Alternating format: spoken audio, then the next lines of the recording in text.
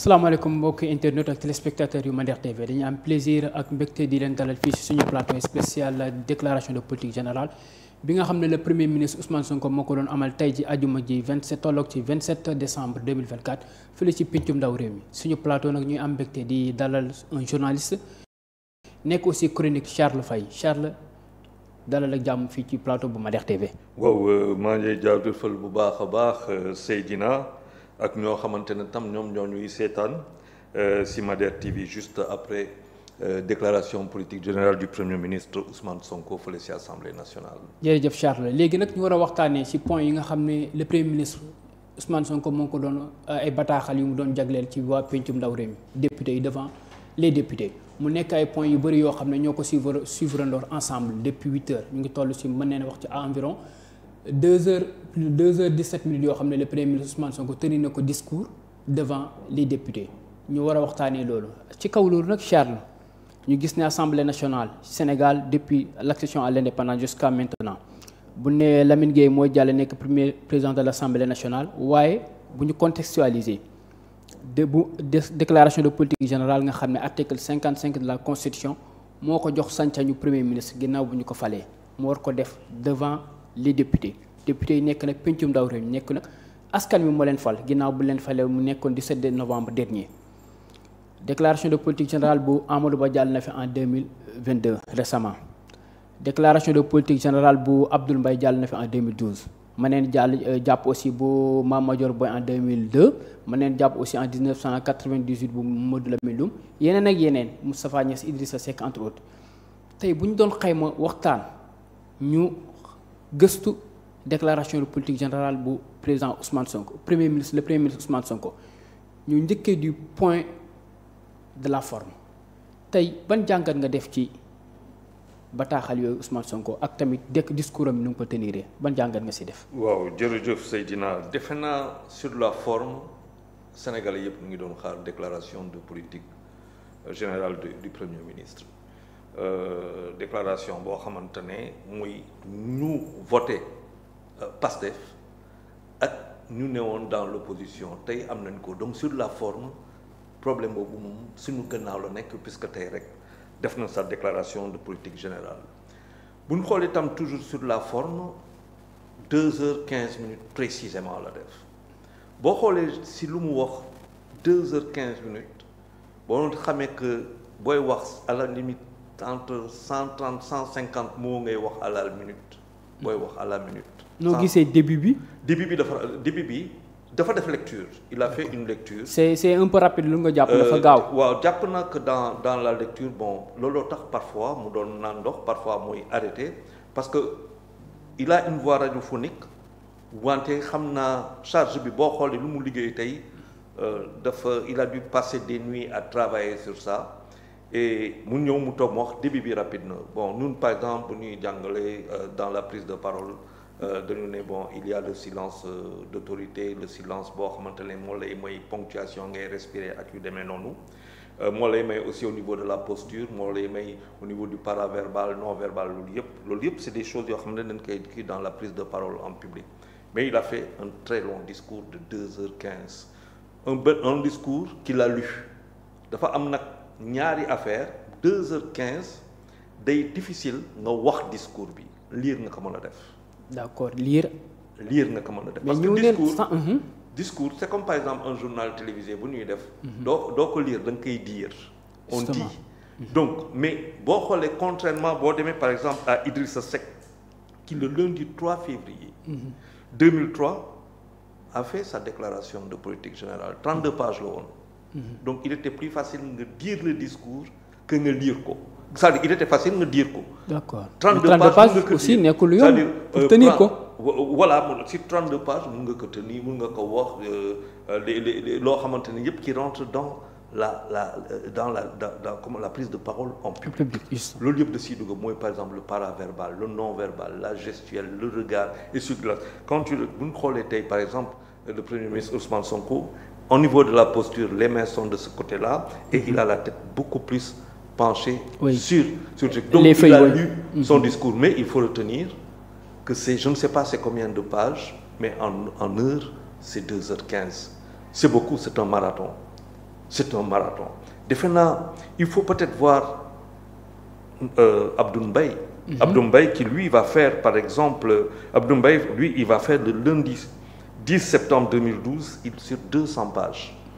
boo xoolee d'accord c'est le triple. boo xoolee par exemple sur 1 heure de lecture tu peux faire 1 minute pour une page de lecture boo amee 200 pages ça peut te faire 200 minutes donc tu vas au-delà tu fais quasiment les 3 heures donc c'est pour dire rek que il a voulu dire aux Sénégalais loo xamante ne moom lay def donc c'est un discours marathon te si biir forme bi toujours il faut dire que sérieux parce que bu muy ñëw on a vu Sonko un premier ministre détendu oui sérieux terewul aussi parfois sax aussi mu dugal ay galgal comme mu ngi naan député yi sax yéen a ngi toog te boobu ba léegi man maa ngi taxaw di wax benn instant mu ngi leen koy wax non c'est de l'humour ça veut dire que un discours il y a le fond il y a la forme si biir par exemple dafa dugal humour c'est la connexion parce que toog te wax na ko mu xam ne que wax na 2h15 gudd na te wax na ko man maa ngi wax yan yaa ngeen di sonn d'accord donc c'est pour les ramener donc c'est la connexion dans un discours lu am importance ak ñoo xamante ne mooy audience ba mooy que connexion bi bu mu réer et du point de la prestance aussi ça veut dire sur la posture naturellement bopp bi daf ko wàccee ci lecture bi donc ça c'est ce qu'on dit en général dañ koy bannir en termes de prise de parole parce qu'on demande à regarder en essuie-glace ma xool la xool centre bi xool gauche bi noonu la ñuy liggéey en général mais si lu mu liggéey il y a 2 parties dans son discours qui sont importantes en termes de prise de parole parce que booy wax da ngay wax ak ñaar maanaam si nit ki ñaari affaire ngay laal si moom benn bi moom la ñuy wax émotion boo xoolee dans la première partie de son discours. foofu moo ñu permettre ko ñu mën a dugg ci biir fond bi. voilà discours bi. voilà dans la première partie il va parler aux émotions. d'accord Sénégal dafa amoon lu mu mel te dootul mel noonu loolu yëpp il parle aux émotions. donc il a ça c'est quelque chose boo xamante ne c'est une phase qui à mon sens est très importante te réussir na ko parce que tàccu yi am na ko. parce que aussi si biir wax. nga am tàccu ngay wax ngay am ay tàccu à des points précis mooy que lu ngay wax da nga ko choisir bu baax a baax pour que connexion bi ngay am ak député yi nga amali ko aussi ak sénégalais yi parce que bu ñu fàtte nga koy wan si cité ak. loolu aussi ci kaw député yi est-ce que tamit du benn moyen wala loo xam ne dafay rassurer aussi l'orateur. il a parlé à leur affect. parce que dafa am loo xamante ne wax na ko le Sénégal yoo xamante ne enfermé dans un cycle boo xamante ne nu ngi ko jël ci colonisation yi enfermé mu ne leen le Sénégal souverain loolu yëpp jeex na loolu la ñuy dem quelque part tu touches la rupture tu touches la fierté des Sénégalais tu touches la fierté d'abord de ñu fa nekk ñoo xamante ne ñoom ñoo toog di la tàccu donc laal nga seen affect après il va venir dans la deuxième partie qui est beaucoup plus technique et ça on va s'adresser ce n'est plus au ressenti dootul wax ak xol yi mais ak xel yi lay wax donc benn bi. un discours véridique. non le discours est déjà véridique du début à la fin le discours est véridique mais il parle à 2 affects benn bi il a parlé à l'émotion maanaam suñu yëg-yëg. oui député yi tàcc ko après bu ñëw wax ak la raison. parce que nit ñaar la nit dafa am affect. mooy émotion. mu am beneen esprit de la pensée mooy la raison. donc il va parler des 2 et il va prendre un grand discours c'est un discours qui fera date. kooku sénégalais yi defe naa bu ñu génnee si biti balaa nga xam ko rek ñun mun nañ wax loo xamante ni loolu foog mu dëgg mais boo génnee laaj sénégalais yi xam naa ko tey ñu bëri si sénégalais yi ñu si ëpp xëy na doon toog di déglu bu ñu leen laajee ils donneront leurs sentiments mais dans le fond dans la forme peut-être que sur la posture sur le regard et tout ça defu ko mais il a lu un discours mais dans le fond il y a des choses très intéressantes et même sur la forme il faut voir comment il est venu par exemple le blanc bu xoolee bu baax a baax bu mu solee bu blanc alors ça comme le président de l'Assemblée nationale ñoom ñaar bu daanaka mbaxana bi ñoo bokk buubu boo ko xoolee ñoo bokk sauf que par exemple mais cette couleur là la couleur blanche représente quoi surtout sur le plan politique est-ce que ça la pureté c'est une définition ça peut représenter la rupture le changement blanc dafay symboliser lu bëri blanc dafay symboliser lu bëri c'est aada ak cosaan ci suñuy gëm-gëm dafa am lu muy symboliser boo demee par exemple la femme qui se marie toujours en blanc c'est la virginité ak dafay renvoyer ak beaucoup de choses au bonheur et quelque chose loo xamante ne sur lequel couleur boo xamante ne sur laquelle dañ si war a bind. D'accord dañ ko war a tracer. loolu bonnet bi par contre ça représente quoi? Bon, le bonnet c'est Sonko, c'est vraiment du Premier ministre Sonko. C'est la casquette boo xoolee bu baax casquette ou chapeau en fonction en tenue décontracte. mu loolu lay sol. bu solee costume mu def c'est universel. du sol chapeau costume rek la du sol chapeau. mais yeneen yëre yi di nga ko gis casquette ak kii bu solee en wolof. maanaam mun nañ ko wolof wala africain mais wolof nañ wax wolof rek day mbaxane bi da koy teg maintenant peut-être pour la télévision pour les lumières yoo xamante ne defuñu ko pour les peaux noires peut-être que blanc bi n'est pas approprié loolu nag voilà foofu dafay am beneen effet mais kooku c'est au niveau communication que les gens doivent beaucoup travailler. Est-ce que mënuñ jàpp aussi sur le port vestimentaire aussi est-ce que amul rupture parce que auparavant da doon jàpp ne ñenn ñi bu ñëwoon dañ daan sol costume ñëw waaw solu en tenue traditionnelle mën nee a jàpp loolu leen koy woowee. defe naa bon boobu amul benn lu ñuy waxee tailleur. wala jaaykatu piis. daanaka bu doon sax piis boo xamante ne si suñu coton la jógee ak ñu transformé ko fi ba mu doon piis nga jënd ko ak marque. ñun ñëpp dañuy kontaan tey tailleur yi dañuy kontaan parce que c'est fii lañ ko ñëw. donc déjà mu ngi jaay loo xamante ne mu ngi jaay l'artisanat mu ngi koy jaay beneen rupture boo xamante ne tam am na mooy que dama xool ñu bëri ñemewu ñu def lu mu tudd déclaration de politique générale un vendredi. D'accord ñu def ko jour vendredi c'est de lundi moom vendredi la ko def donc blanc lu sell def ko si bés bu sell mu doon jullit muy doon muy maanaam moom c'est la pureté mu choisir le vendredi lu sell la dans toutes les religions révélées le vendredi représente quelque chose boo demee ci catholique yi vendredi saint la ñuy wax boo demee ci jullit yi mooy daanaka Dakar dans quelques minutes on va être obligé c'est raison pour laquelle sax moo tax ñu xaw a suspendre des déclarations de politique générale bi député yi commencé def seen allocution pour julli ba pare ñëwaat. waaw parce que Sénégal moo bindee noonu. ak lépp lu ñuy def. yàlla moom duñ ko bàyyi. léegi ñu dem ci beneen point duñ ko bàyyi donc c'est l'heure de la prière. et les gens vont revenir parce que am na ñoo xamante ne c'est aussi l'occasion pour les députés. pour les gens pour ceux de l'opposition. voilà d'avoir enfin. le Premier ministre devant lui. oui parce que c'est la première fois. c'est la première fois. c'est une occasion rêvée. pour ñu wax ko mais 2 minutes.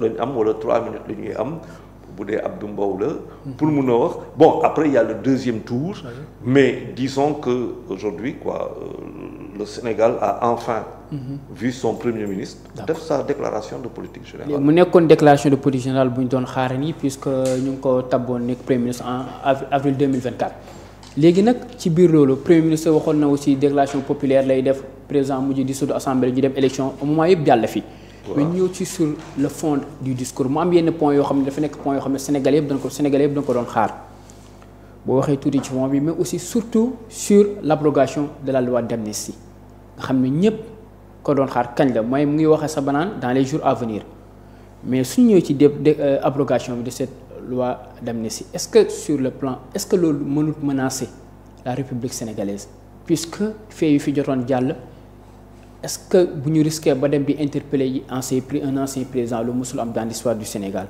des ministres ñu nar leen a déglu ci ay si loolu du menacer la République. yaa ngi poser une question très très très importante pour le Sénégal mooy que bien entendu le Premier ministre dès demain il retourne à l'Assemblée nationale devant les députés pour le projet de loi de finance initiale boo xamante ne du ànd ak débat et après on met en place la haute cour de justice c'est dans le programme de l'Assemblée nationale mais da nga poser question pourquoi mu am solo amnistie sénégalais yi bëgguñu ko woon en 2024 ancien président de la République moo ko dugal dans les bacs indi ko mu ngi si doon on en parlait c'est un projet de loi mu waxoon ko dugal ko dans le bac Assemblée nationale def lu muy def mais sénégalais yi bëgguñu ko woon maintenant ñu ne dañuy ñëw changer loolu par en introduisant beneen projet boo xamante ne moom mooy dindi boobu mais c'est lourd de sens pour tout le Sénégal parce que nag tout ce qui a été dit il y a des choses qui ont été dites day difficile nga trouver foo xamante ne le président de la République l'ancien président de la République am lu mu wax et qui va directement ne nit ñi lii la nan leen tirer seen kaw nan def nii seen kaw nan leen dal lii nan def lii nan def lii nan def lii nan def lii dina difficile nga trouver ko boo demee si ñoom Sonko qui était à ce moment-là dans l'opposition il y a eu des choses aussi qui ont été dites donc pour moi c'est un couteau à double tranchant parce que man gëmuma que lépp mun nga ko jël sos ko keneen ki nga ne ko dafa blanc comme neige moi je crois pas à ça personne n'a à 100% raison keneen ki am à 100% tort par contre ce qu'il est regrettable mooy que ce que nous avons constaté c'est qu'à partir de 2021 probablement fin janvier 2021 ak début février benn genre folie s'est emparé du Sénégal pour une histoire sordide loo xamante ne daanaka sax vie privée la sax. pour une histoire de vie privée entre deux individus ou bien. On en a fait une affaire d'État mu am ay conséquences. Des morts surtout. Des blessés oui. yu lourd. mu am ay conséquences. nit ñi même sur le plan économique. sur le plan humain mu am ñu décédé. sur le plan économique. mu am ñu perte lu bëri. ba confiance yi gars yi di téye seen bopp pour ne est-ce que réew boobu mën nañ fa dem investir. mu am ñoo xamante ne les petites et moyennes entreprises qui ont perdu station d'essence ak yu demee noonu. et sur le plan social pour la première fois ñu gis ay familles quasiment se disloquer ñii far bi côté ñii far beneen côté famille yi di disloquer. est-ce que tey le Sénégal antanal ki loolu c'est un tournant mais dafa am loo xamante ne wax na ko. loolu dafa bokk ci rupture maintenant nag loo gis aussi à son prix chaque chose à son prix si aujourd'hui jaral nañu pour que nous allons vers ça nga ne par exemple parce que le président de la République président Macky Sall c'est pas forcé nga mën ko daan si loo xamante ne 2021 2023 am na parce que amul foo xamante ne joxe na ordre mais am na foo xamante ne mën nañ ko aussi toucher mooy que quand même on a parlé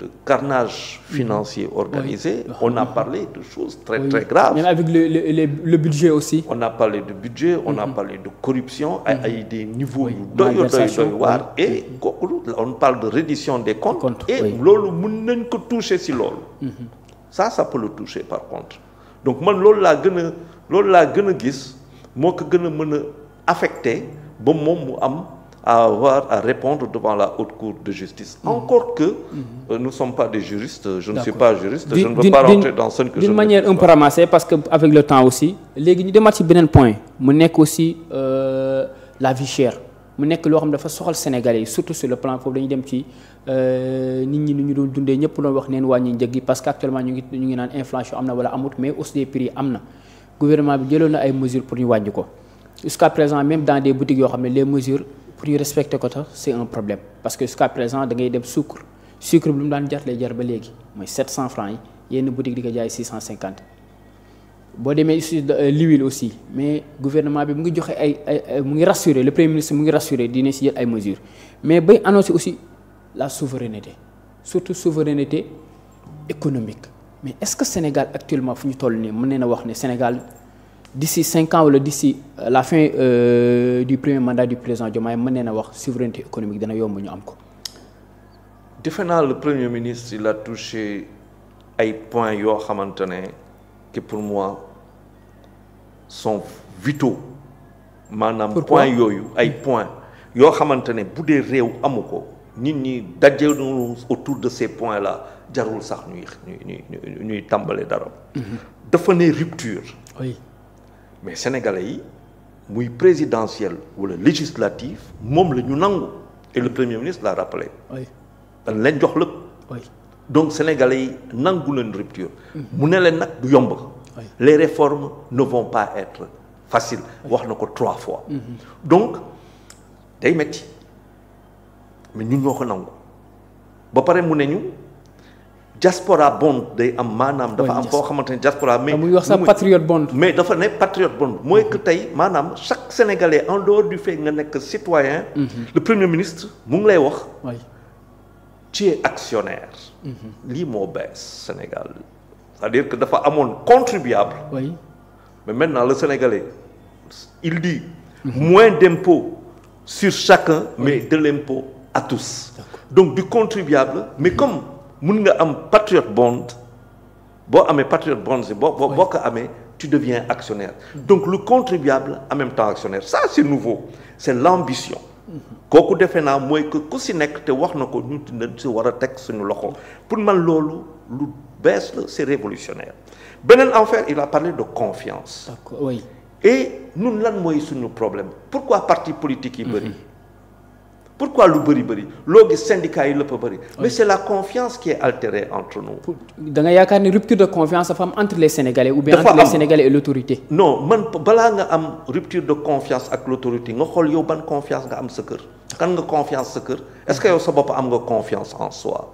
donc moi c'est des termes très très très forts yoo xamante ni rupture ambition confiance il faut que le Sénégalais regagne sa confiance en lui-même mooy maanaam il faut que ñu wóolu suñu bopp.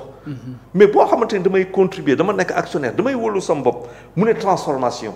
mais bu ñu defee loolu yëpp dañuy mën a transformer suñu phosphate à 100%. mu ne ore mu jox benn perspective war nañ transformer war na boo xamante ne àgg si certaines dates 100% ñu transformer suñu phosphate. ñu ne à un certain moment 2035 transformer phosphate si ma juumul ak transformer engrais sax. mu ne la inclusion il faut une inclusion. C'est des points très forts. Et la digitalisation. Compétitive aussi. Voilà, compétitive. Donc ça, c'est la transformation, l'inclusion et la digitalisation. Man, wax dëgg yàlla dafa mel ni tey quoi c'est-à-dire lu ma doon gént lu yàgg dafa mel na dañ ma c'est incroyable c'est-à-dire mënoo développer réew. bu fekkente ne rupture amul. et pour mu gën a leer ci boppu Sénégalais yi dafa dem citer l'ancien premier ministre de Kuala Lumpur de la Malaisie.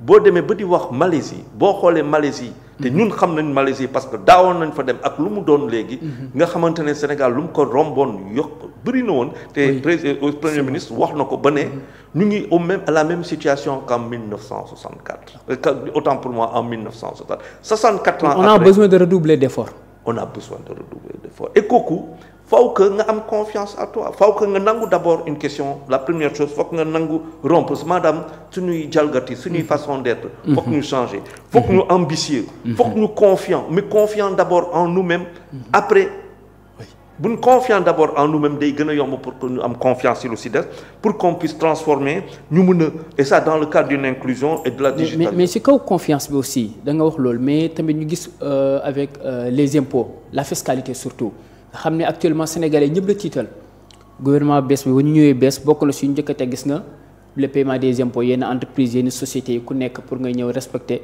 sa dette fiscale bi même avec la presse mu ngi wax ci biir presse ba naan le retour à l'orthodoxie. waaw nga presse bi problème fiscalité bi problème demoon na bay commencer ka asphyxier ñenn ñi di bëgg a employer le mot là. est-ce que tamit loolu dina créer benn climat d'apaisement. man waaw. man lu ma mënal waxal mën naa la waxal par exemple suñu bopp. d'une manière comme business consulting day fay impôt. c'est vrai que suñu régime. CGU la. maanaam c'est un régime boo xamante ne contribution globale unique boo xamante ne maanaam dafa am montant boo warul dépasser muy 50 millions. boo ko dépassé da ngay dugg ci beneen régime. donc lan ngay déclarer da ngay déclarer la race da ngay fu ngay fay loyer da ngay déclarer da ngay fay 5%. salaire yu ngay fay da ngay jël 5% fay ko chiffre d'affaires boo xamante ne da nga koy def mu war a nekk de moins de 50 millions. da ngay dem fay 5%. jusqu'au 31 du 1er janvier au 31 mars pour nga fay loolu. maanaam nga fay sans compter ngay dem di uti di sëy lu ñu koy waxee ce quitus fiscal. bon loolu c'est à notre taille. léegi nag ñu ne il faut être en règle ñu ngi dox ci kaw loolu mais du point de vue des impôts kooku c'est-à-dire on peut être fier.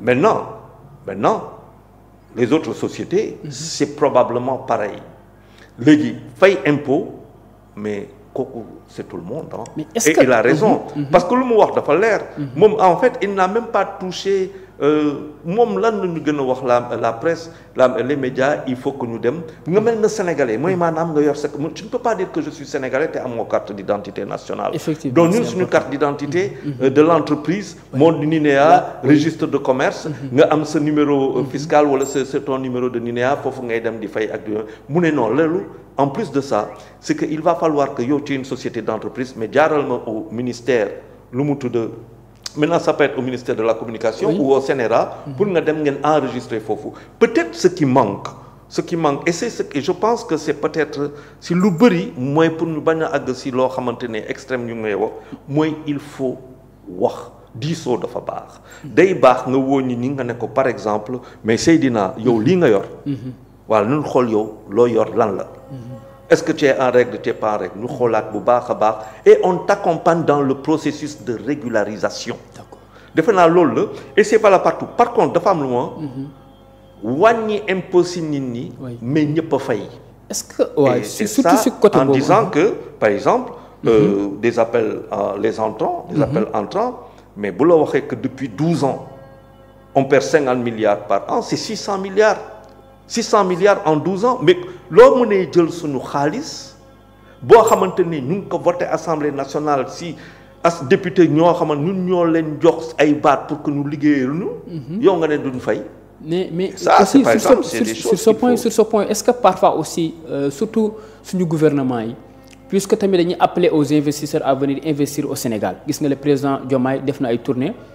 aussi di gis nga discours yu mu fa tenir aussi di appeler aux investisseurs ba naan wax na ko sax bu mujj bi mu demee woon Qatar dina lancer def ko benn sommet de l'investissement au Sénégal est-ce que suñu état yi jaroon ñu tempérer parfois pour inviter.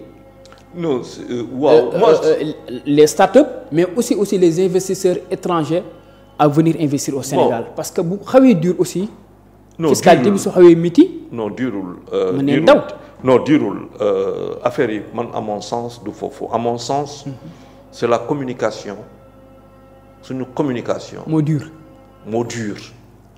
suñu communication dans quel sens le dur notre communication n'est pas attrayante elle n'est pas avenante tey par exemple la communication du Premier ministre à l'Assemblée nationale mais nit ñi reetaan nañu nit ñi tàttu nañu defe naa tey képp ku doon kuy premier sénégalais yaa ngi doon xaar lii mais rawatina lu mu la jox parce que confiance dafa am ay mots forts moi j'ai 6 mots yoo xamante ne qui m'ont parlé mais je n'ai pas trouvé cette même chose là dans les précédentes sorties d'accord dans les précédentes sorties te pour man peut-être que c'est là que le premier ministre war tey dafa sol discours u premier ministre non tey dafa tey dafa def sol waxuma sol waaw dafa boobu sol premier discours premier ministre sol mbuba premier ministre la mot sob daf ko mot na ko deuxièmement mu tenir discours mais tu sens que il y a eu un travail derrière qui a été fait d'abord il est frais il est en forme pendant 2 heures nga taxaw loolu ñëpp ko mën a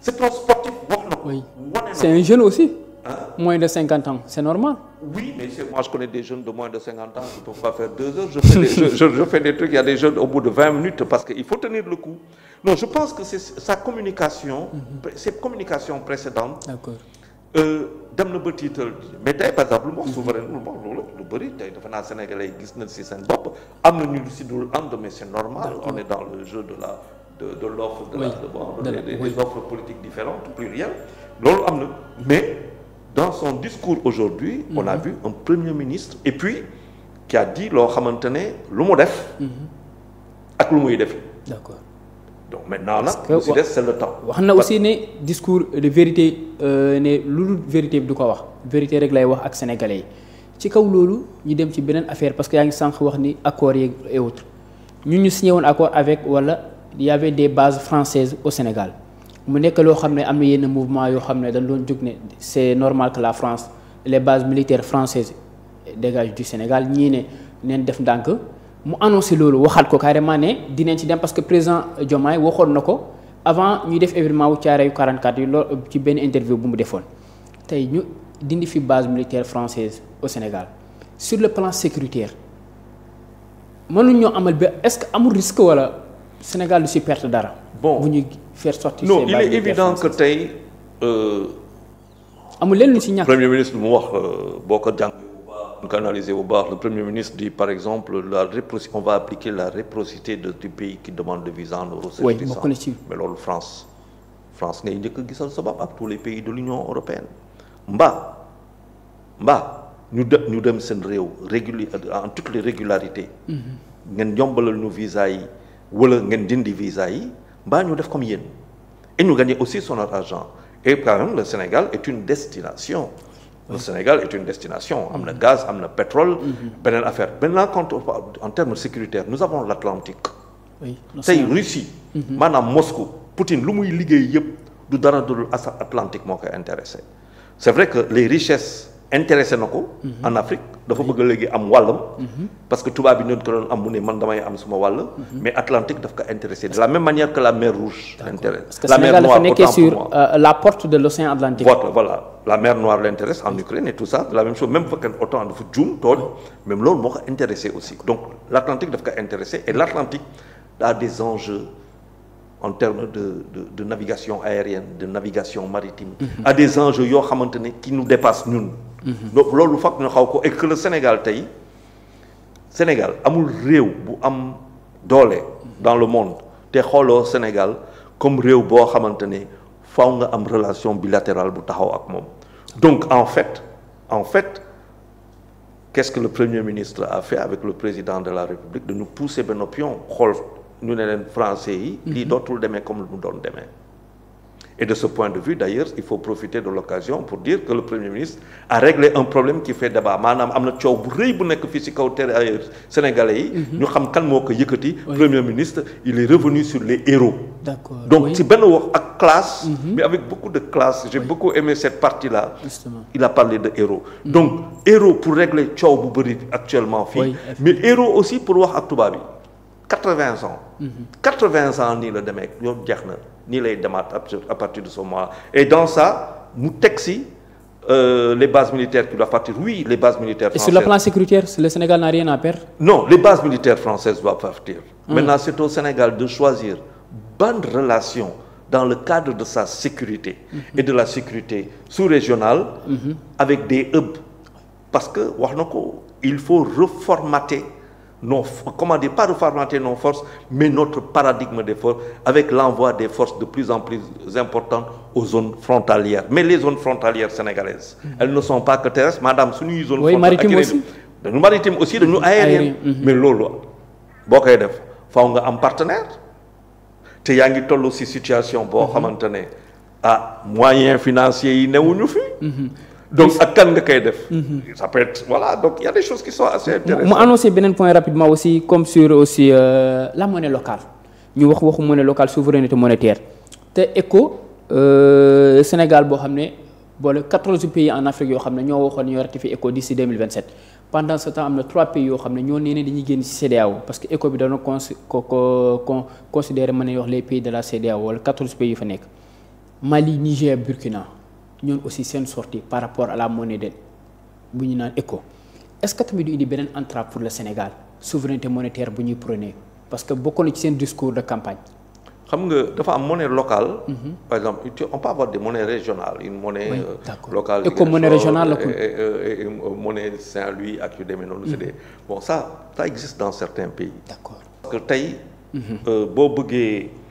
am sa propre monnaie pour que nga taxaw bu baax avoir ta propre monnaie c'est pas le problème kooku réew yi am nañ ko c'est quoi le vrai problème n'est pas là le vrai problème mooy que tey boo tollee benn pays comme le Sénégal nga jël sa monnaie arrimée mun nga ko def par exemple la fluctuation avec l'euro bu bañ a fixe nga dem ba nga xamante ne léegi fluctuation day am maanaam la parité bañ a fixe nga def sa fluctuation entre CFA ak euro avec les autres monnaies mais day am importance ci gannaaw yow nga nekk benn réew de transformation pour que lu nga xamante ne lu ngay récupérer ci devise yuy dugg moo ëpp lu ngay jënd ci devise yuy génn et il parle quand même de 5 000 milliards de déficit de la balance commerciale et en disant que c'est 30% du PIB lu bëri la donc boo amee 5000 milliards de déficit ci balance commerciale 5300 milliards defe naa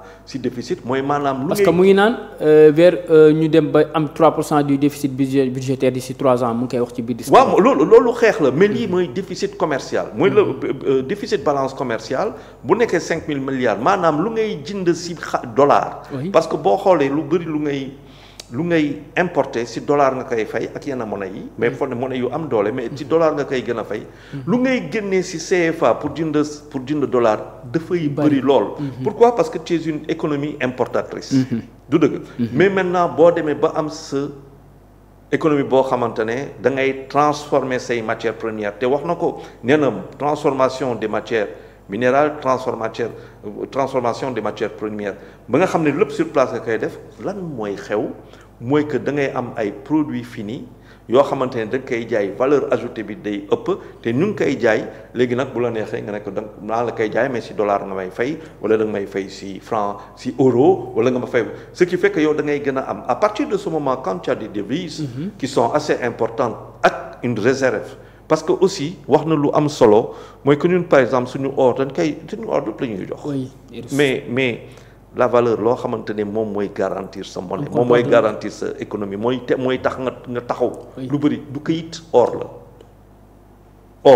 te loolu école yu bëri dañu kii mais il faut que africains yi te moom dafa bokk avec les pays de l'AES. ñoo xamante ne. or bi dañ ko bëgg a gën a téye.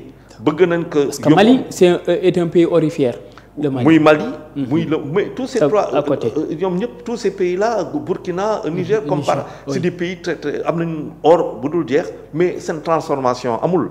tey par exemple ñun waroon nañ am Sénégal les équivalents de Christian Dior ak ñoo xamante ne ñeneen muy ci artisanat wala ñoo xamante ne ci joaillerie parce que on a de l'or la transformation doit être faite facilement ici. sur ce point avec les ressources naturelles nan nga mën a jàngatee comme un Sénégal pays boo xam ne ay ressources naturelles sur le plan énergie mën nañu wax pays boo xam ne day commencé na produire le pétrole avec offshore les champs offshore 100 000 barils par jour wala plus sax Sénélec wala mën nañu wax courant bi cher.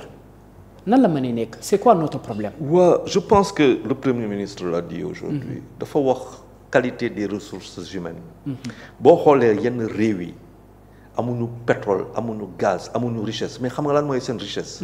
c'est le gisement de la connaissance maanaam nit ñi ak seen xam-xam fu mu toll. loolu la wax tey. nañu uti ji xam-xam nañ am xam-xam. mu indi ñu njëriñ bu ñu demee ba xam-xam bi taxaw boo xamee indi lu mu tudd boo waxee par exemple xam-xam boo amee xel indi xam-xam mais comme ñëw fekk si la. donc loolu la wax il faut qu'on aille sur ça et une fois qu'on va avoir ça dans cet investissement donc dans l'éducation bu am maanaa pour que sénégalais yi dans leur langue nationale bu leen neex nga am xam-xam. wax na ko parce que c'est dans l'éducation. wax na ko mënoo réew du dem te tegoo ko ci éducation. wax na ko mooy que ñu permettre à tous les enfants c'est une véritable révolution. mais pourquoi mu tenir moom DPG en français te moom mu ngi wax loolu. non parce que jusqu'à def rupture foofu. non parce que ba léegi parce que pour mu def ko faaw mu bind ko en wolof. te mu am ne ay affaires yu am maanaa il faut que noonu y arrive peut-être que moom du ko def peut-être que dina ko def d'ici 2029.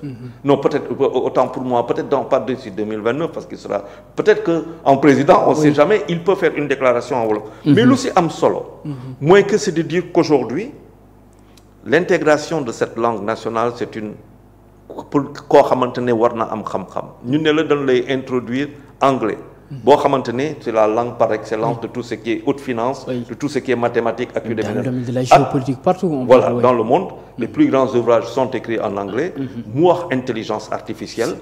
daanaka bu fekkente ne dafay dugg nii xoolal ma xale boo xamante ne qui aura 25 ans ce sera pas le même Sénégalais que toi et que moi donc day changer donc c'est très important. beneen affaire pour solo pour man boo xamante ne wax na ko mooy que ñu am suñu claire conscience de lu ñu doon ak lu ñu am yàlla lu ñu may. bu dee tey en valeur bu dee tey da ngay jàng géographie ak histoire bu ñu lay wax le Sénégal lu ñu lay njëkk a wax ci Sénégal c'est un pays pauvre situé à l'extrémité d'un pays pauvre et verbe boobu c'est conjugué au présent. loolu laa jàng conjugué au présent. ñu ñëw après moi loolu lañ jàng conjugué au présent yow loolu nga jàng le Sénégal est un pays la culture arachidière na loolu nga ko c'est-à-dire que dans nos cerveaux dañ ko implémenté ba nga xamante c'est ancré alors que du dëgg yàlla may nu géej et je l'ai toujours dit yàlla may nu géej 718 kilomètres may ñu ndox pour ñuy raxas suñu bopp ndox le fleuve Sénégal galandoxu avec la Gambie le fleuve Gambie ba pare war a suñuy sikkim ñu koy raxas ak nu mu tudd suñu barba ak le fleuve Casamance yàlla may nu loolu yëpp ba pare ñu ne on est pauvre kooku defe naa que tey si dans son discours am na ay points yu bëri pour man yoo xamante ne ñu dem si dans l'éducation aussi mu ngi koy wax parce que avec les abris provisoires mu ngi naan sax éliminer d'ici 2029 les abris provisoires gis nga gouvernement yi fi jàll c'est tout un problème budget ministre de l'éducation nationale aussi bii tamit mu ngi demaat en hausse parce que war na yokk bu année 2023 bi mu ngi tolloon ci environ plus de 700 milliards léegi est-ce que sans éducation nationale abri provisoire yi buñ fi jógee aussi dans le numérique nu ñuy jàngee ce qu'on nous enseigne est-ce que jarul aussi ñu xoolaat loolu. waaw mais c'est les matières les programmes. defe naa les choses viendront maintenant première difficulté boo xamante ne le premier ministre am na ko avec son gouvernement le président de la République mooy que situation financière bi fu mu toll parce que quand même il n'a pas parlé d'ajustement n'est-ce pas mais man il est évident que pour man lii yëpp ci cadre ajustement lay dugg parce que bëgg a def benn affaire am na mais foog nga am les moyens foo koy dem jëlee donc il a parlé de fiscalité élargissement de l'assiette fiscale ak yu demee noonu ñu xoolaat dëkk yoo xamante ne dañ signé woon ak ñoom dans le cadre bilatéral sur la fiscalité ak yu demee noonu def seen intérêt lu ñuy dawal ñu dagg ak ñoom def lu ñuy def ak yu demee noonu bon maintenant il faut arriver à avoir les moyens nécessaires pour construire ay salles maanaam tabax ay salles de classe partout au Sénégal foo xamante ne les familles les plus défavorisées les plus vulnérables ñu mun a am école ak affaire du am ay école rek mooy nga dem kii kooku ci kaw budget nga koy dem jëlee donc budget boo ko fekkante ne am nga ko te moom wax na une croissance d'ici 2025 comment dire sur un certain nombre d'années de 6% de 6,5% chaque année 6,5% c'est demul il n'a pas dit n'importe quoi il a dit exactement 6,5% waxul on va aller à deux chiffres on va dafa ne donc cela veut dire que quand il parle de 6,5% mooy que effectivement il y a beaucoup d'efforts yoo xamante ne nañ ko war nañ ko faire pour que ñu mun a stabiliser affaires yi ba pare mun a aussi que entreprise mun a doxal parce que état mënul dawal affaires yi moom kenn si le secteur privé n'est pas fort donc pour revenir à ces abris provisoires on verra par exemple budget 2026 oui 2025 oui 2025 pour 2026 ñu xool ñaata mooy dem ci école ak yu demee et kooku day nekk en fonction des recettes internes yoo xamante ne administration baa ngi koy def au niveau des douanes te il a parlé de changement de paradigme aussi ay changement yu am na ak au niveau de la fiscalité gannaaw loolu nag ñu xool Sénégal est-ce que on va avoir benn élargissement et loolu moo lay may nga xam d'ici 2029 loo xamante ne da nga koy conjuguer définitivement au passé wala mu nekk toujours dans le cadre. par rapport sur son discours à la diaspora sénégalaise nga xam ne diaspora sénégalaise bu ñu koy wax mën nañu wax dafay contribuer environ 1600 milliards ce qui veut dire que mën nañu wax à peu près 10,5% du PIB ce qui est beaucoup diaspora étranger yu Sénégal yu nekk surtout yu nekk Europe ak États-Unis di ko contribuer au Sénégal. ñooñu aussi mu ngi annoncé même avec les visas yaa ngi koy wax sànq sur dans certains pays wala la réciprocité aussi demande yuy am ci biir yenn ambassades parce que c'est trop dur ku si jaar xam na ko ambassade yi pour nga def demande parfois dañ lay facturer trop cher pour nga am rendez-vous yooyu yëpp mu annoncé ko noo jàngate loolu par rapport à la diaspora sénégalaise ndax da nga gi yaakaar ne dafa ñëw aussi pour delloo leen njukkal par rapport lu ñu contribuer surtout même projet Pastef yi wala projet Ousmane Sonko accession au pouvoir bu président Bassirou Diomaye Faye bi la diaspora sénégalaise en a beaucoup contribué aussi. ah oui diaspora sénégalaise à un moment bu ñuy wax Ousmane Sonko alors président de Pastef. que xaalis bi ñu koy accuser que ça venait de certaines certaines zones du monde. Oui. Mais yéen vous n'avez rien compris. Si on prend la diaspora sénégalaise yoo xamante ne ki fait boo xamante ne wóolu na Sonko nga koy yónni $10. bu fekkante ne yaa ngi koy yónni par $10 $20 mais boo jëlee 1 million de personnes $1 c'est $1 million boo ko joxee 10 ça fait 1 milliard. Oui, 1 milliard mais avec 1 milliard donc diaspora a contribué et le premier ministre delloo leen njukkal commencé ne leen banque de la diaspora. parce que ba léegi diaspora. banque de la diaspora ban njëriñ lay amal Sénégal. pour man day changer lu bëri d'abord diaspora lu muy yónni Sénégal depuis des années. te defuñu ko dara lu dul consommation. oui. yàq mënul raw loolu. diaspora bu nekk bitim réew di yónni fii ñu leen di nax. ñan ñoo leen di nax. ah mais ñu leen di nax parce que man j'en connais. est-ce que ce n'est pas pour soutenir aussi des familles. pour soutenir non quand je dis di yónni bëgg a tabax kër. oui doo gis kër. oui. nga yónni pour defar boutique bi tombé au bout de 6 mois 7 mois ñu ne la xaalis bi de ak ñu demee noonu alors que s'il y a une banque parce que boo amee banque du question rek xaalis bi lay recevoir c'est une banque de développement. parce qu'il y a aussi le conseil qui est derrière. banque yi dañ la conseil ça veut dire rapport bu ñu jàpp ak banque mooy que da ngay ñëw teg sa xaalis foofu rek non mais dafa am ay niveau yoo xamante ne et banque boobu solo bi d'ailleurs mooy loolu mooy que ñu mun a xool une banque de la diaspora dafay am ay spécificités yuy ute parce que ku si nekk membre de la diaspora nga war a nga def diaspora lu mu tudd diaspora bond wala nga nekk sénégalais nekk si patriote bond nga nekk benn actionnaire ak yu demee noonu. du coup sa réaction say banque bi lu muy am ak yow dafay changer dootul bokk. c'est des banques et dire même qu'il y a jusqu'à dire on remonte à 20%. à 20 milliards par exemple la création de banques ça veut dire il y a un véritable changement systémique léegi ces banques de la diaspora deviennent les premières conseillères ñoom ñooy njëkk conseiller diaspora bi. yow mën nga ñoo toog sa banque ne ko bon voilà man am naa fi benn 500 000 euros bu ma bëgg a dugal si banque mais banque bi parce que y a des gens spécialisés parce que ñun guichet rek la ñuy gis. bu ñu duggee banque guichet la ñuy gis. mais am na yeneen liggéey si biir. am na conseil am na yeneen ak yeneen. am na accueil am na lépp. beneen loolu banque bi bu dee moom sax directement mënul am rapport boobu ak yow. mais quand même il y a des conseils yoo xamante ne si suuf il y a des orientations qui peuvent être faites. donc et ça par exemple tey moi je suis convaincu que notre diaspora waroon na en propriété industrielle terrienne transformation. loolu yëpp waroon na am lu bëri waroon na am lu bëri. dans la transformation. oui léegi ci dernier point xam nga ñu ngi tëj parce que heure bi.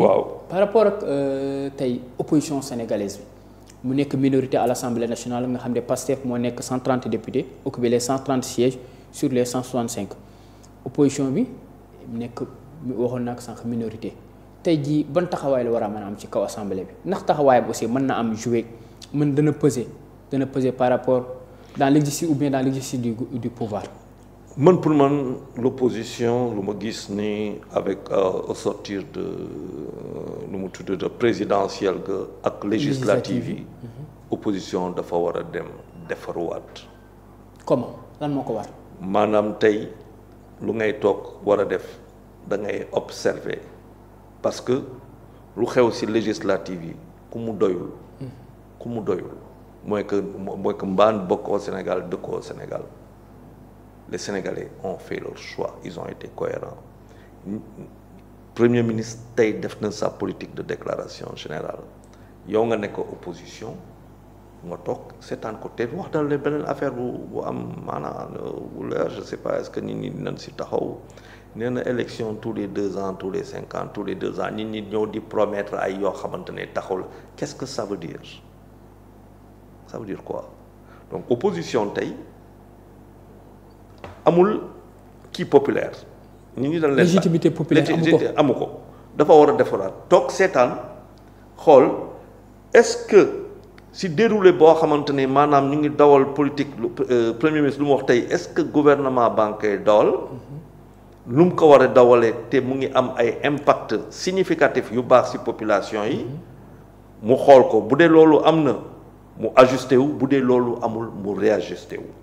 dafa war a def lu ñuy wax par exemple le SWOT maanaam tey opposition dafa war a xool lan mooy dooleem lan moo doon dooleem te amatu ko point fort am point faible am lan la mën a def lan la mënul def ak yu demee noonu ça c'est un véritable chantier pour l'opposition beneen aussi mu xam mooy que daanaka ñu bëri ñu amoon yenn âge yi dootuñu bokkati. da ko dem à la retraite. dañuy dem retraite donc man lu ma gën a gis mooy opposition bu bees ak ay bopp ak ay nit yoo xamante ni muy góor ak ay jigéen ñu bees ñoo xamante ni dañuy surveiller aussi mu am luy ñëw ak ñoom mooy que une nouvelle génération. De politiciens et avec un instrument boo xamante ne moo koy moomal boppam. mais parce que pourquoi ma wax la ko Abdou Diouf. L'opposition d'Abdou Diouf a bénéficié des radios et de la téléphonie. D'accord. ñu jëlee ko ñoom def seen message yi def nepp Abdoulaye Wade lan moo ko gën a kii ce sont les télévisions. Oui. Internet un peu moins. Oui. mais télévision yi. donc à chaque fois que réew bi am na fu mu toll. ak loo xamante ne jàpp na ko ci ay lu bees. pouvoir bi daf ciy souffrir. D'accord. Macky Sall ñëw réseaux sociaux yi ñi ils ont l'IA. Oui. Et l'opposition désormais. Macky Sall mu ne ko la magie du clic. Voilà la magie du clic mais sauf que la magie du clic mais la magie du clic moo daaneel. moo ko daaneel léegi l'intelligence artificielle donc ça veut dire il y a une évolution boo xamante ne. Une véritable révolution sociétale. yu demee noonu avec la digitalisation et ñoom ils sont très en avance. Oui, sur digitalisation ak intelligence artificielle. Donc c'est dire daf si insister lu bëri sur digitalisation et moi c'est que maa ngi koy wax depuis 20 ans. fekkente ne même dans la santé sax mu ngi koy wax digitalisation. waaw parce que la télémédecine. oui télémédecine tey par exemple fekkente ne médecin bi newul am na benn spécialiste bu nekk Dakar. les dossiers des patients informatisés sax mu ngi koy souligner. waaw y a ça mais par exemple yow mën nga nekk un médecin à Dakar mu am benn médecin boo xamante ne mu ngi fële par exemple disons en Casamance. Oui. yor benn malade mais c'est pas sa spécialité avec kii mais il a une valise. Oui. Valise bi dina ko permettre won le cas. muy communiquer ak keneen le médecin qui est à Dakar et dans le cadre d'une installation internet il faut que ñu am le 3G wala le 4G pour que ñu mën a sauver kooku. Les opérations à distance se font. On a vu yàggul nii am na koo xamante ne médecin bi xamul ban dëkk la nekk keneen ci di ko opéré nekk beneen dëkk. Justement, c'est vrai. Oui. donc Sénégal war nañ àgg foofu lépp te wax na ko tey. donc dans la digitalisation te mu wax lu xam solo. mooy la mafia waxul mafia tey moom sa communication.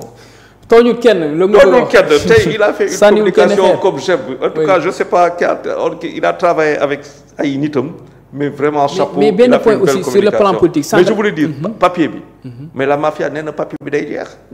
mais papier bi boo doon mafia réew bi. sànq da nga wax sax su am surtout avec entre intervalle Diouf Macky Sall Abdoulaye Wade. Macky Sall ba ci Ousmane Sonko bu ñu doon rappeler Francis Ball ba muy wax la génération X Y Z. waaw dans médias et société. ci kaw loolu boo demee dans l'angle politique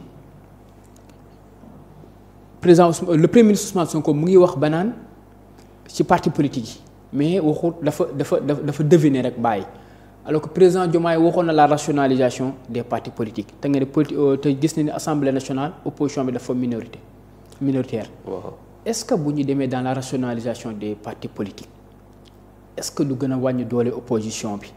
non au contraire xam nga man la liberté de création d'association moo ñu dafa am si biir lu yàq lépp lu bëri parti politique Sénégal 300 et quelques partis politiques xaw fu ñu koy teg mais parti yu gën a am doole. taxaw coalition taxaw.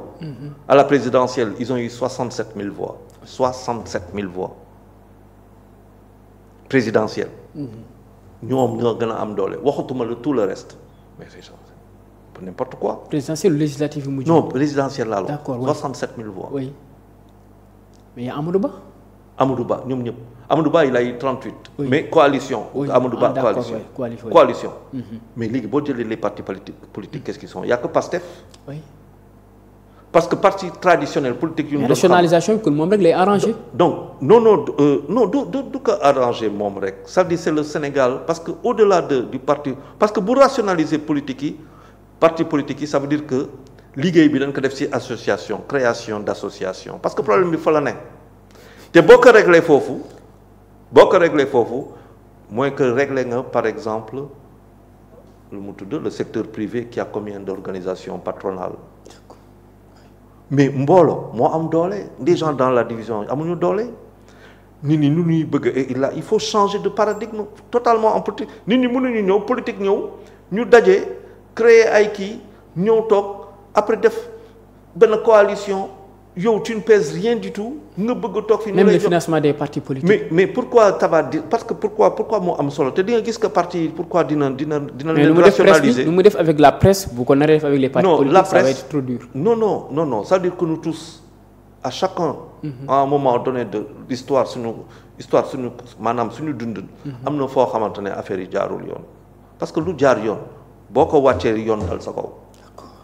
boo ko wàccee nous tous à un moment. il faut partir man pour man ce qui est fait est fait maintenant c'est le regard porté vers lui tey par exemple boo nee damay rationaliser parti politique yi mais c'est-à-dire doo laal parti politique yi lu ñuy defaree lu mu tudd d'abord association yi. tu rationalises déjà foofu.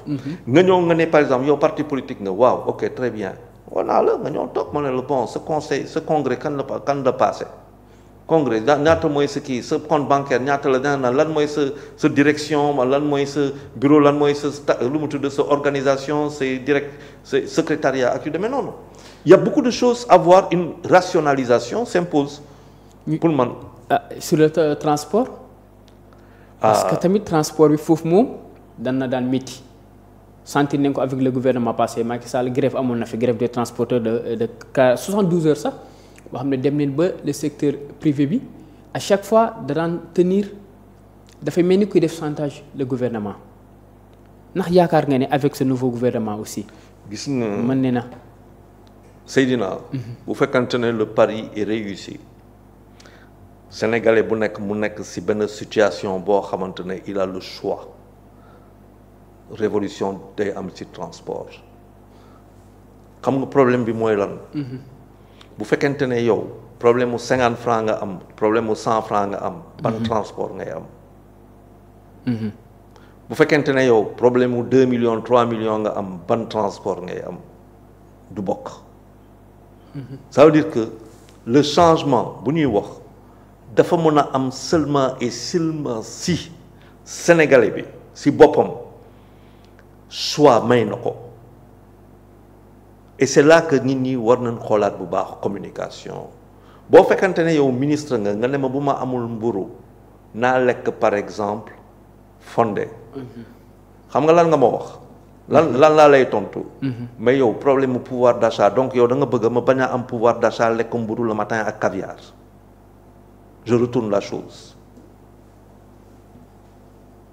la chose ça veut dire que tey le problème c'est le pouvoir d'achat na nga def ba nga xamante ne sénégalais gi bu ko neexee jël taxi climatisé bu ko neexee jël bus climatisé bu ko mënee mu jël ko et tout ça mais mu ban na amati lu mu am transport confortable mu am le luxe de choisir mais dans le confort ak lu mu munti demee ñun war nañu mën a gën a fii jël bus dem suñu yoon comme ça se fait en Europe et tout mais dafa am un minimum.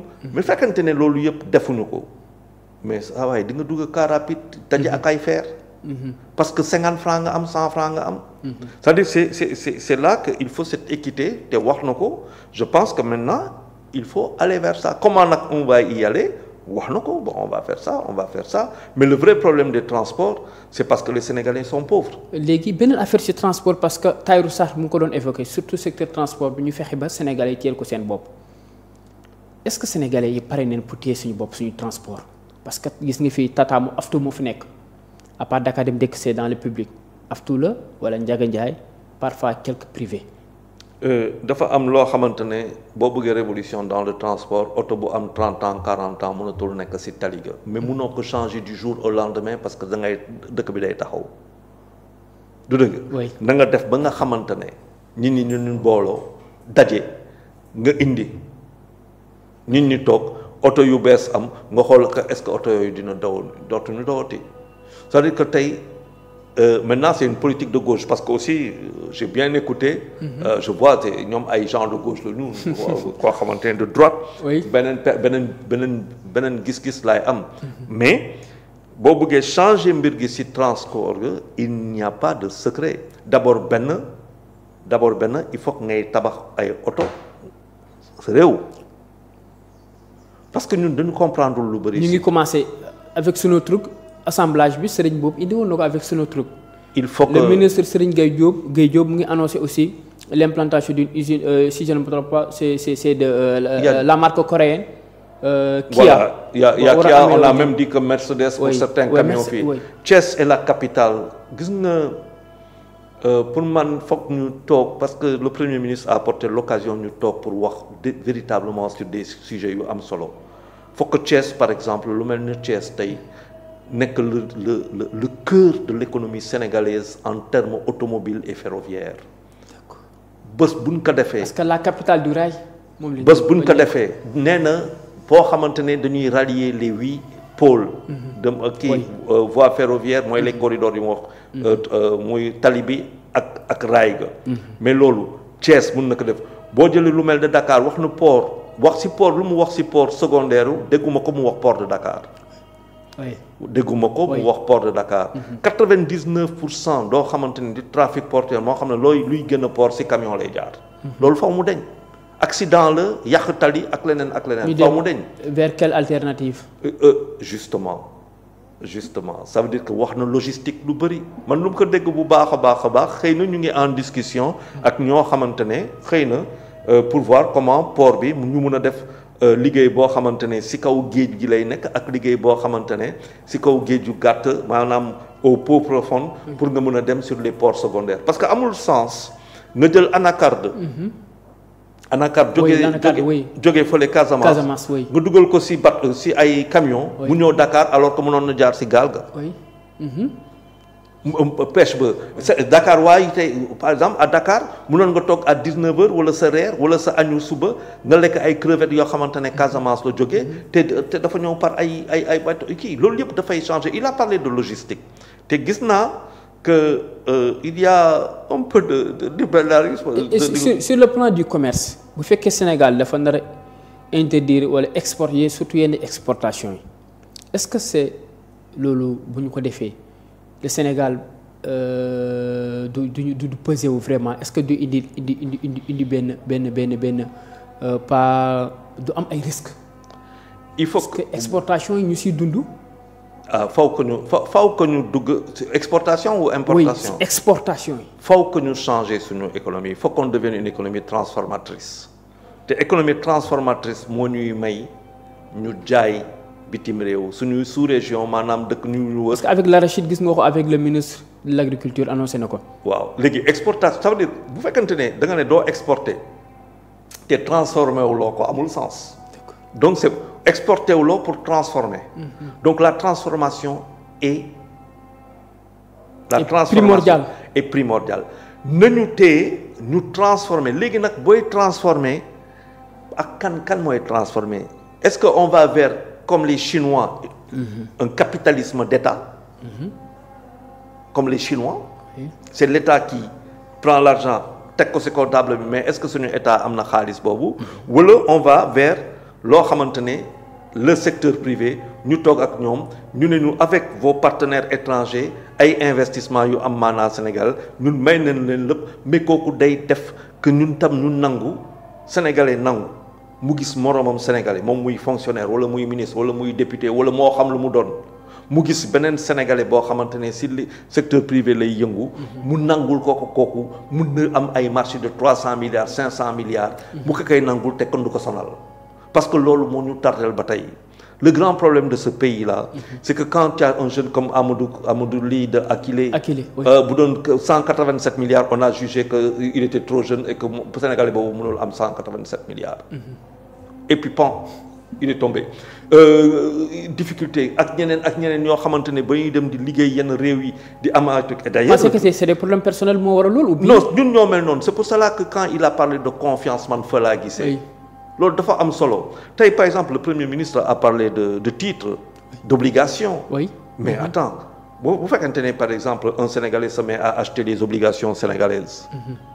nga ñëw toog Sénégal am obligation soxla benn 60 milliards 80 milliards benn Sénégalais yëkkati 80 milliards jox la ba pare jusqu'à présent c'est que quand le Sénégalais sortait 80 milliards ñu ñëw ne président de la République mais Seydina bi sa place lay ut ñu dem pexel Seydina ba yàqal ko combien d'hommes d'affaires tey sont on a cassé combien d'hommes d'affaires dans le bâtiment on a cassé parce que nit ñi dañu toog ne leen dañu riche et c'est pour ça que je dis rupture bu mu wax dafa am solo ambition bi dafa am solo mais dafay ànd ak confiance donc il faut que et loolu tu vas voir que une fois qu'on aura confiance mais dootuma toog duma dem créer son parti j'ai confiance en toi tu as confiance en moi on a des contradictions personnelles mais sur les questions principales on n'a pas de problème on n'a pas de contradictions principales elles sont personnelles mais ça se règle et avec les importations aussi ñun dañuy importer lu bëri sax te lu on importe plus qu'on exporte. luy muy signifie que notre balance commerciale est déficitaire. léegi nag ñuy appeler ne à une industrialisation et autres mais comme par exemple prenons le cas avec l'arachide l'huile on importe l'huile mais actuellement Sénégal mu nekk pays boo xam ne bokkul ci Afrique de l'Ouest les pays ñu gën a lu ñu ëpp lu ñu exporter arachide dans l'anacarde aussi également te huile bi gën a cher huile importée bi gën a yomb huile bu ñuy raffiner ici au Sénégal. xam nga pourquoi. La logistique. gis nga le jour où ñun on aura compris. que suñu port Dakar ak les ports secondaires ak les ports secs. ramassage de la production moindre coût parce que lépp looy transporté par camion xaalis bi dul jeex la. Oui. c'est 990 francs l'essence xaw ma super kii bi gasoil bi xaw ma ñaata la mais c'est 700 et quelque xaw ma 800 la xaw ma ko mais xalaatal un seul instant que ay gaal dem jël ci point de ramassage production bi yóbbu ko ci industrie yóbbu ko ci c'est plus rapide ça c'est plus rapide wala train yi def ko te loolu la wax yóbbu ko ci loo xamante ne mooy point de transformation yi unité de transformation yi ñooñu transformer ko tegaat ko ci ay bateau maanaam mbaa da ngay liggéey ba nga xam ne ndoxu géej gi day dugg ci biir réew bi comme boo demee Belgique ak yu demee noonu ay Anvers ndox bi day dugg ci biir géej ga ndoxu géej gi day dugg ci biir suuf sa mbaa nga def ay port sec mbaa nga am ay voies ferrées nga xam ne dootul doon ay camions di nga gis que tous les prix vont descendre. D'accord. bu dee que foofu mooy véritable solution bi. mais oui mais foo gis port bu am maanaa ndox yi dugg ci biir da ngay gis que lu ñuy wax transport sur haute mer transport sur mer courte wala sur eau peu profonde moom la ñuy wax short sea daa am deep sea ak short sea mooy bateau yu ngande yi yow nga am capacité di accueillir des 300 xalaatal un seul instant Sénégal di exporter am capacité di accueillir ay bateaux de plus de 300 mètres de longueur muy ñu ñëw say port ngay accueillir muy ndaayaan muy feneen nga accueillir tout maanaam kooku bu toogee liggéey muy vrac wala mu nekk nga xamante ne da ngay charger décharger muy jóge fii di dem mais imaginez kooku bateau yi di dem dans les ports du monde mais xaalis bi dul jeex ngay gagner. surtout sur ce plan ñu demaat beneen côté boo dafa créé woon la polémique mooy le ministre du commerce Serigne Gueye Diop ba mu ñuy génnee wax ne aussi avec les habits comme Fëgg Jaay dinañ ko fi teere mu nekk benn secteur boo xam ne surtout boo demee à Colobane Sénégalais yi bëri nañu si dund emploi direct la emploi indirect la bëri na ay famille yoo xam ne secteur boobu moo leen téye bu ñu ko dindee fii tey est-ce possible actuellement sax Sénégal mën na ko. actuellement c'est impossible boobu communication loolu tax ma ne verticalité dañ ko war a bàyyi Sénégal il faut que ñu mën a discuter nii de manière horizontale ma lay expliquer nga may wax ba ñu déggante diisoo am ça veut dire que tey pour que nga mën a def nga mën a ne du ma importer faw nga produire localement ñaata mooy sa production de coton. oui te d'abord la production de coton. oui ñaata la au Sénégal. c'est beaucoup.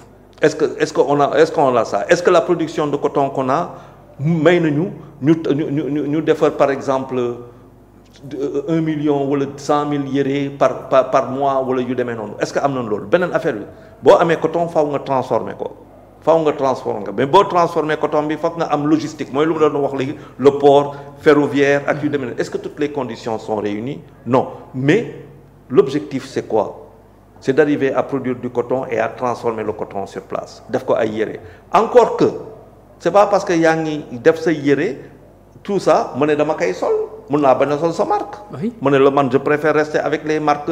mu ne la par exemple Levi's. oui mu ne ma sa jean mu ne non man Levi's laay sol. justement kooku c'est ma loolu tax ma ne la c'est une question de pouvoir d'achat et de liberté maintenant boo bëggee dindi friperie fii mais nañ xalaat d'abord lan ngay teg production bi fan la tollu transformation bi les vendeurs leur formation la transformation des vendeurs. oui. loolu yëpp dafa doon bon loolu wax boo xamante ne. c'était très maladroit. Qu'est-ce qui nous manque aussi par boo xoolee à l'image du Bénin Bénin boo seetloo avec Talon mu ngi defee avant surtout avec le coton parce que actuellement les habits industrie textile bi d'ici le Bénin keroog maa ngi suivre d'ici 2000 avant la coupe du monde 2026 wala le Bénin dafa nar a def mooy que.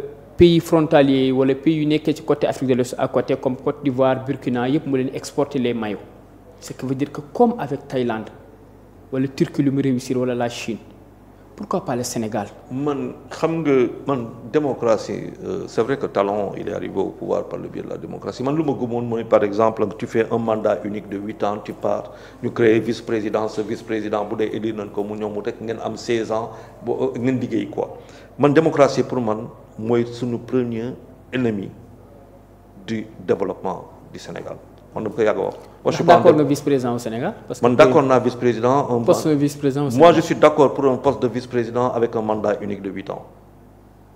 moi ça je dis que ça parce que après 8 ans on sature. nan leen comment peut-on implanter wala teg le poste de vice-président. mais ça dépend il faut proposer ça au Sénégal. nous sommes dans un régime présidentiel aussi. un référendum on peut faire un référendum bon mais ça c'est pas mais suñu démocratie Sonko wax na sànq tous les 2 ans tous les 5 ans wax boobu il n'est pas allé au bout de sa pensée on a des rendez-vous. Il prépare quelque chose ou bien électoraux je sais pas mais j'ai bien écouté cette partie qu'est-ce que ça veut dire mais moi je suis convaincu xam naa nag il faut que yow kay t'as pas prié mais yow lii c'est vendredi non attends doo ma boole ak sumay mbokk jullit. oui chers téléspectateurs mu nekkoon mbégte nag ñu doon suivre avec vous. waaw doo ma boole ak le grand oral de Ousmane Sonko danañ revenir d'ici quelques minutes après la prière ak suñu invité aussi Charles ñu di la jaajëfal. merci beaucoup waaw maa ngi jégalu bu baax a baax parce que bul ma boole ak sumay mbokk jullit yi ñun dem ñaanal ñu bu baax a baax parce que Sénégal fu ñu toll ñaan la soxla. ok merci beaucoup chers téléspectateurs d'ici quelques minutes inchallah dinañ revenir en direct à l'Assemblée nationale pour continuer avec vous la déclaration de politique générale du président.